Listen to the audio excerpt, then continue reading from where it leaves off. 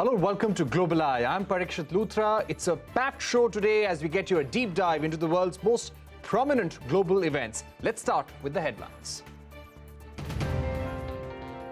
Vladimir Putin says that he has no intention of using a nuclear weapon in Ukraine, says the war is part of Russia's wider struggle against Western domination. Also praises Prime Minister Modi's independent foreign policy and says both nations share special ties.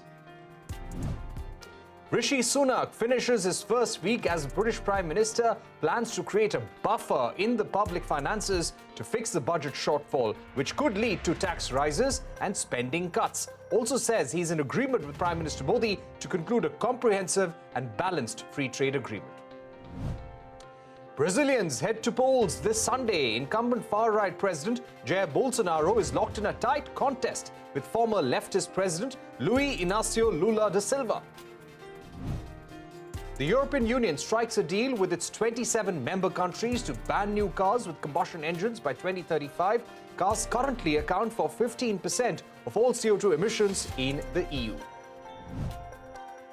Pakistan Prime Minister Shahbaz Sharif is set to meet Chinese President Xi Jinping on his two-day visit to China. The agenda is likely to include strategic cooperation, partnership, and exchange views on global developments. Sharif is among the first foreign leaders to visit China after Xi Jinping secured a third term. Myanmar's military warns that any pressure from its Southeast Asian neighbors to put a time frame on a peace plan would create negative implications. This comes in reaction to a meeting of foreign ministers from the Association of Southeast Asian Nations member countries in Jakarta to discuss easing the intensifying crisis. First up, the big political story from the United States, the midterm elections for the U.S. Congress. The House of Representatives and the Senate will take place on the 8th of November. Why is this important? Because the party, which has a majority in the Congress, will have a greater say in passing of legislations, and it also impacts the popularity of the sitting president. The worry for Joe Biden is that his approval ratings have been less than 50% since August. The outcome of these elections will impact Donald Trump's future as well. Let's now go across to Olivier Knox, national political correspondent at the Washington Post. Olivier, thank you very much for joining us. Give us a sense of the big issues that are playing out on the ground in this midterm election.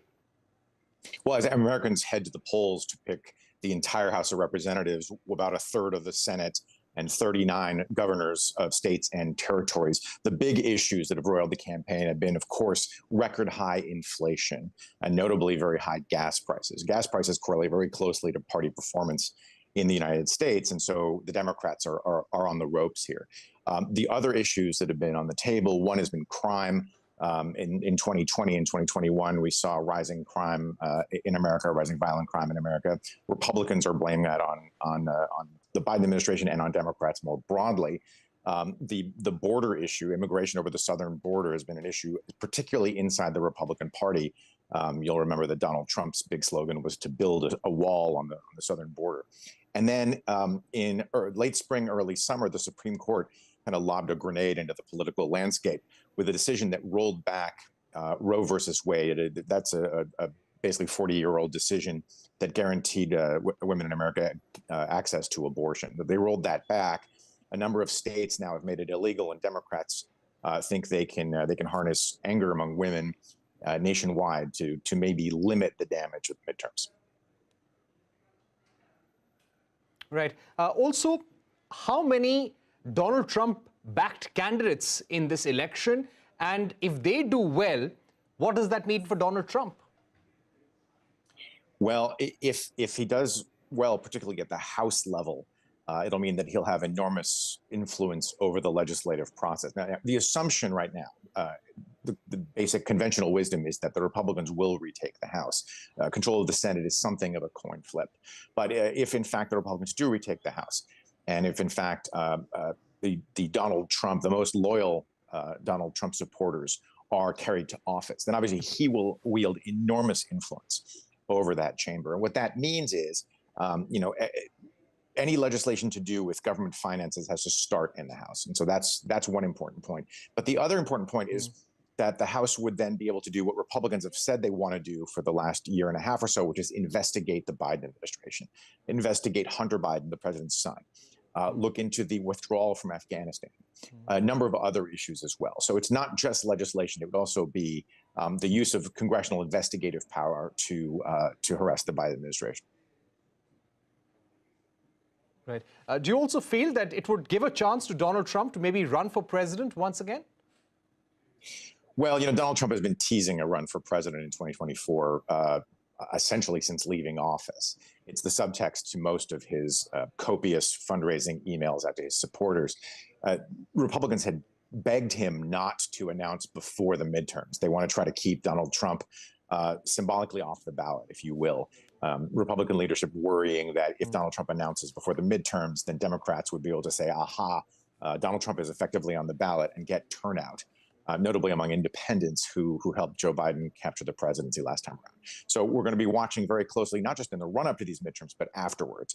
Look to see if a lot of Trump supporters win. He will no doubt come out and take credit for their victories. And then, of course, it would increase the likelihood that he would run in 2024.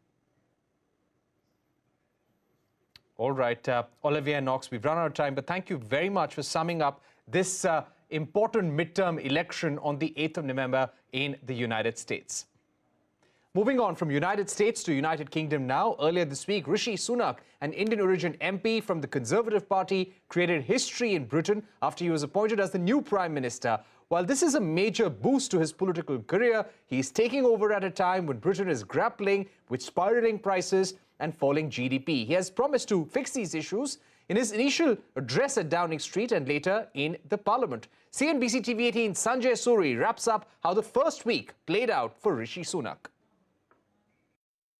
Rishi Sunak has quite energized the whole country. He's coming across as confident, aggressive. We saw him dig into Labour at Prime Minister's questions, that most visible of markers.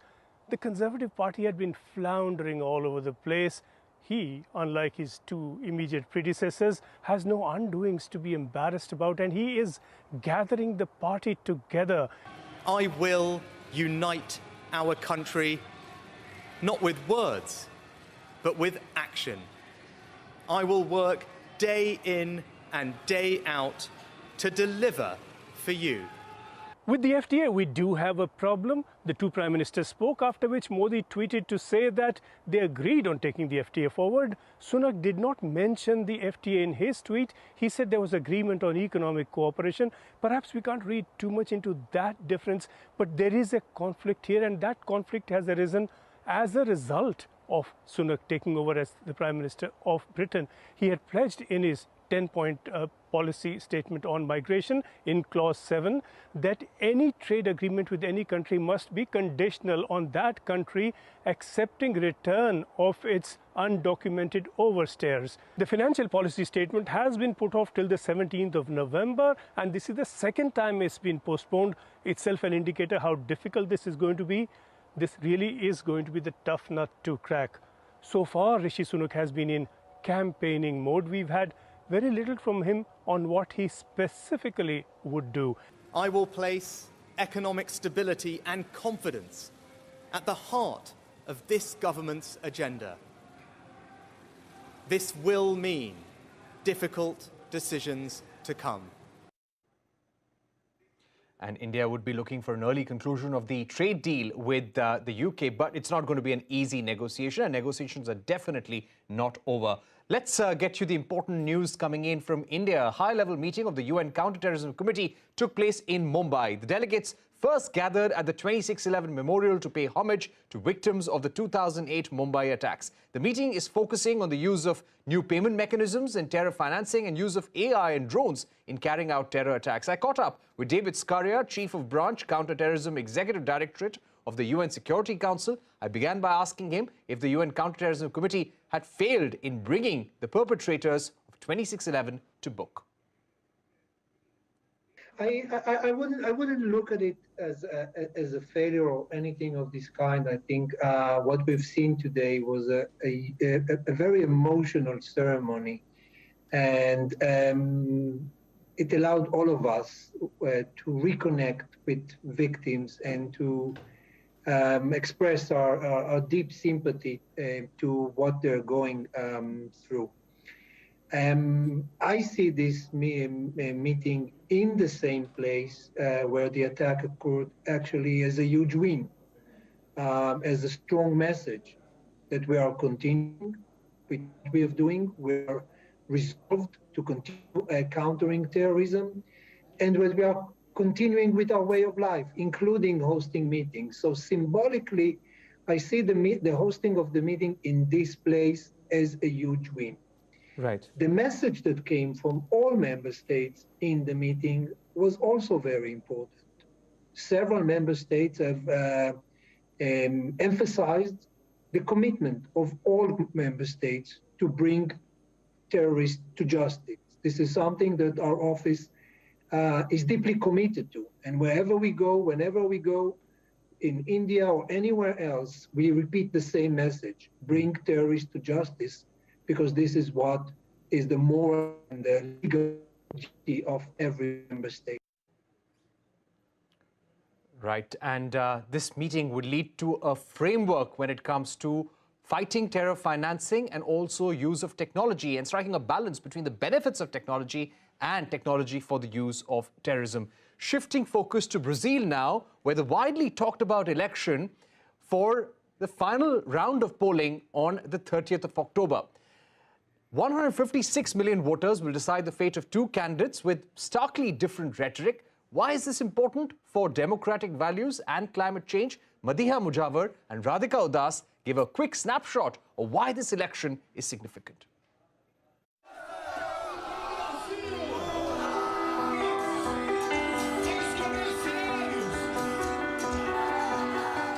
Incumbent President Jair Bolsonaro and his left-wing challenger Lula da Silva are attempting to woo Brazil's poor to swing the polls in their favor.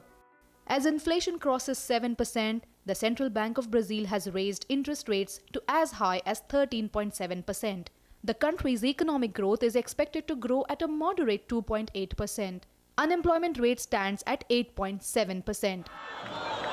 While Lula has been promising to eradicate poverty, Bolsonaro government is providing temporary cash handouts to ease the pressure. Former army captain Bolsonaro won the 2018 presidential elections with his anti-corruption campaign that had brought down his rival Lula, who had ruled the country from 2003 to 2010 and enjoyed a 90% approval rating. Bolsonaro's campaign is a continuation of his conservative pro-business agenda. Bolsonaro has been criticized for the handling of the COVID pandemic by dismissing it as a little flu. He drew heavy criticism for allowing deforestation for the land exploitation in the Amazon rainforest, posing a climate threat to the world.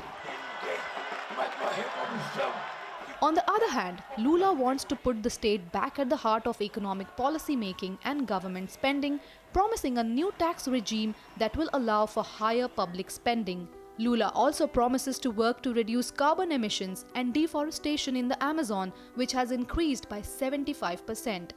Lula won the first round of elections, securing 48.4% votes versus 43.2% for Bolsonaro. The country has seen widespread violence and clashes between supporters of the two candidates. With the race looking tight, Bolsonaro seems to have taken a cue from former US President Donald Trump. He has already made unsubstantiated allegations of electoral fraud. This has sparked fears among many that the results could plunge the country into chaos. All right, that is an important election that the world is watching out for. We're heading into a short break here on Global Eye. But coming up, Russian President Putin hints at the use of nuclear weapon in Ukraine war. Discussion with Ajay Malhotra, former Indian envoy to Russia, on the other side.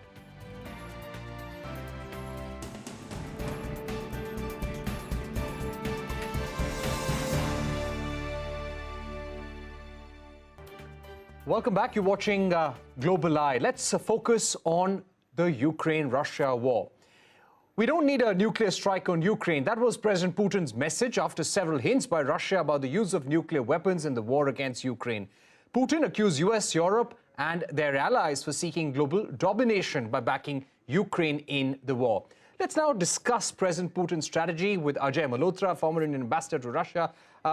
Ambassador Malhotra, many, including the United States and the UK, feel that because of what the defense minister of Russia said a few days ago about Ukraine using a dirty bomb, Russia is preparing the ground for such an action. What, according to you, was President Putin's strategy when he was addressing the Russian population and the world?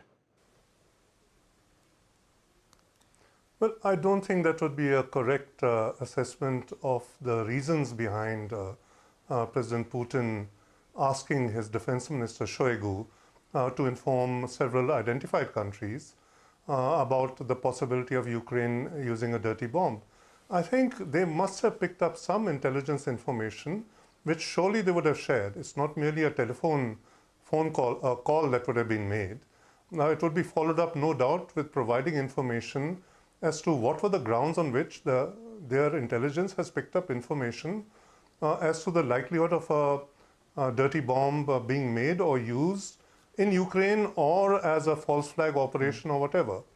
I think faced then with the blowback that came because there was a slight misrepresentation saying that the Russians are threatening a nuclear attack of some kind in case that happens. President Putin then has clarified at the Valdai conference that he has no intention of using nuclear weapons against Ukraine, which is the right thing to do. All right. So you had President Putin downplaying the nuclear threat, saying that they have no intention of doing so. But in terms of negotiations going forward, we are going to see Russia-Ukraine negotiations again over the next few weeks. How is Russia going to approach these negotiations? And are we going to see an intensification of the war effort, the drone attacks? Well, at the moment, there's very little talk about negotiations. In fact, neither the Ukrainians want to come to the table, nor do the Americans want to encourage them to come to the table. I think that would only change after the US congressional elections take place, which are due on the 8th of November. You have 35 Senate seats and 435 House of Congress seats that come up for elections. And after that, perhaps there may be a reconsideration. But right now, nobody's talking about negotiations, and therefore that is some distance away. But the basis for the negotiations and what can be worked out from it, I think, is rather clear. If you look at Russia and if you look at Ukraine, both of them are saying, look, my security, I feel threatened.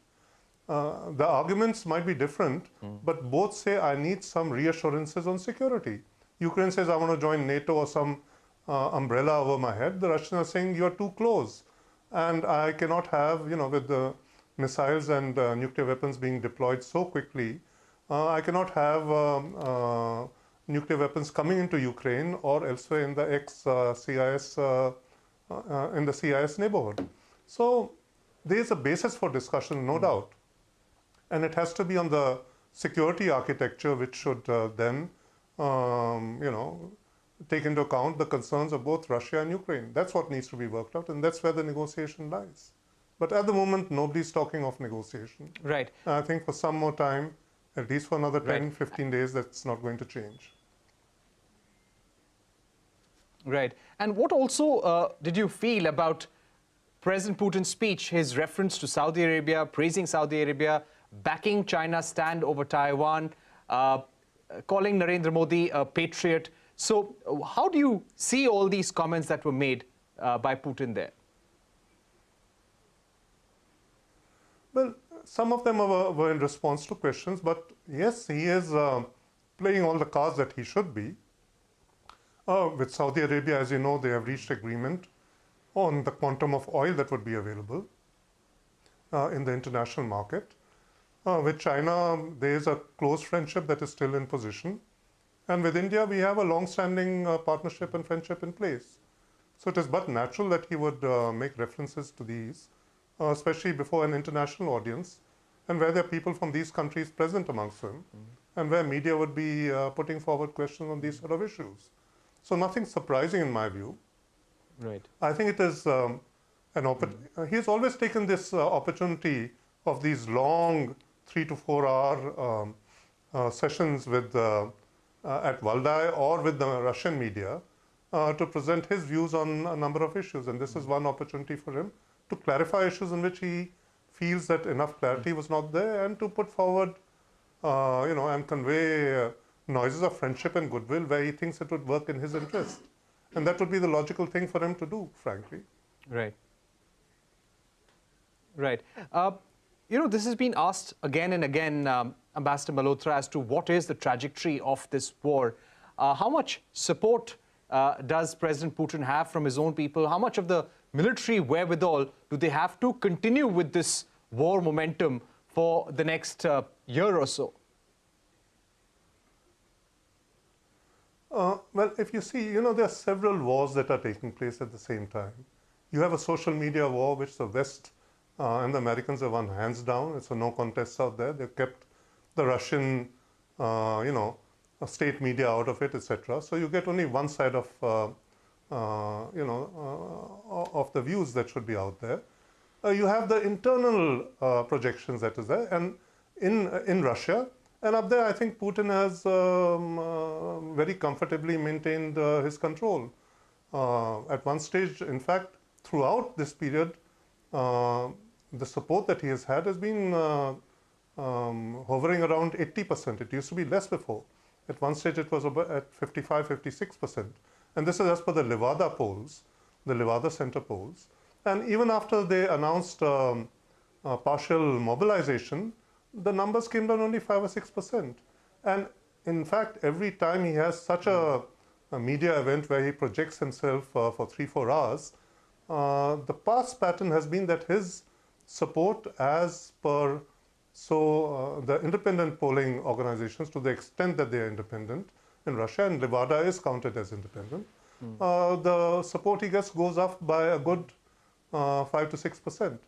But by any criteria, a support base of 75 to 80% is a very solid support base, which I think any world leader would aspire for. And that Putin very much has in position. There are other wars going on out there. Right. The financial and economic war, with the West trying to put sanctions, which have not really succeeded. They have boomeranged to a large extent on Europe in particular. And if you see, the ruble has strengthened is now at 61 to a dollar. The price of Brent crude is still remains high at present, still 96 to a dollar. So if you look at all those things, the Russian economy at one stage they said will decline by 20% this year. Now they're talking of maybe 4% decline, and perhaps not even that much. So I don't think that war has probably not gone in the direction that the West had hoped for. And if you see the others, you have also a cybersecurity war. You have private American companies involved in supporting US intelligence efforts out there, Microsoft, for example. You have Starlink and Elon Musk and all that they have been doing by providing support through their microsatellites. So that also is one warfare that is taking place. Again, up here, the Russians have not moved against US private sector. Which shows that, when they talk of it is what they call a special military operation. It is a limited sort of war that they're doing. They haven't really used their full force. They haven't really used much of the equipment. As I see it, what they have been doing is trying to whack and destroy as much of the West equipment as they can, and staying ready in case a NATO attack does ever eventually take place. The Russians cannot ignore that, and they're ready for that. I think they've had 8 years to prepare for this, and they've made mistakes, yes. I think a major one was when their international, exchange reserves and gold reserves, 300 billion plus were seized by the West. I don't think they had planned on that, but they have quickly recovered it as a result of the higher oil price. Within the month itself, they got that amount back. So yeah. There's warfare. It is not all-out war. All-out war would have mean they would have devastated. Yeah, so we're running out of time, unfortunately, Ambassador Malhotra, but I think you summed it up well, that Putin and Russia have been preparing for this war. Yes, the sanctions have had an impact on Russia, but they do have the wherewithal to continue with this war effort. Thank you very much for summing up the situation in Ukraine and Russia for our viewers. With that, it's a wrap on this edition of Global Eye. Thank you for watching. Goodbye.